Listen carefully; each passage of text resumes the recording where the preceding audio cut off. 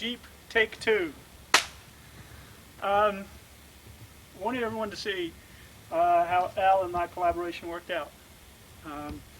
While he was visiting, we began to take the old blue Jeep apart. Literally, most of it fell apart. And we began replacing floorboard and the rest. And when he left, the project was in considerable disarray still, which meant we mostly had the floorboard in and bolted it to the frame. Well, this is how it worked out. The color is a bright metallic silver that Bryn picked out. It's so bright, in fact, we had to move it in the shade of the house so you could see it. It's literally true. It's a little dirty right now because I haven't had a chance to wash it. But I've been driving it back and forth. Contrary to popular belief, it's not house paint. It's a real automotive silver metallic paint. The windshield was the most difficult part of the project. It's a piece of regular auto glass that I put in or had people put in a sort of a storm window frame and put to the old part of the windshield cowling with machine screws and a really heavy bead of 25-year silicone seal. Still had to put a bead all around the inside because it leaked like crazy when I put it in, and it was a sad experience indeed being rained on. You're seeing the winter version of the Jeep. We'll move this way. The flat black was all sort of to prevent further rusting, although you can see some of the spots I might have missed. Back off and get a picture of the wheels. The wheels were the most expensive part of the project, but they were well worth it. The old wheels were warped and rusty and in real bad shape, but they set it off rather nicely, I think. This is the winter version of the Jeep with its top on. We're complete with doors. Moving on around to the back. We'll do the interior last. Come on around back.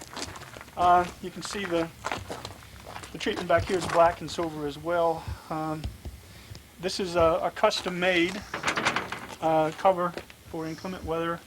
When I'm doing trash and stuff, I just lift it up. There's even trash in there now. You can take a look. The overall theme of silver and black is maintained here.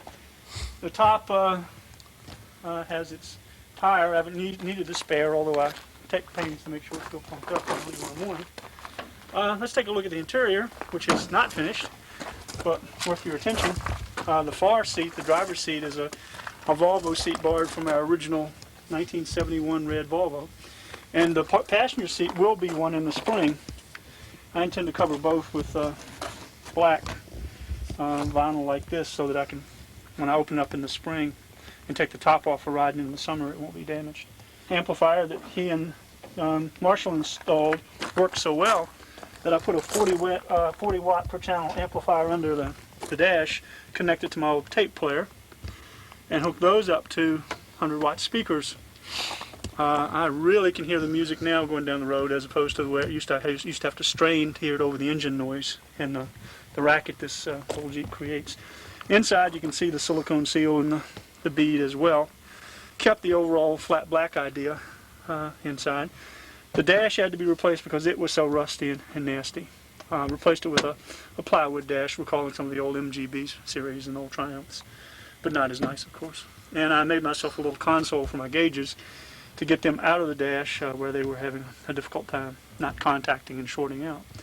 All in all, I'm really pleased with it worked out. Guy stopped me at the stop sign the other day, offered me $700 for it. I said I couldn't do it. Sorry, too valuable to me. Martha, of course, has asked me to go find this guy so that I can collect. But there it is. There's still some work to be done, almost as on any project. But I thought it might be an interesting way to sort of learn how I spent my summer. You can cut anytime you're ready.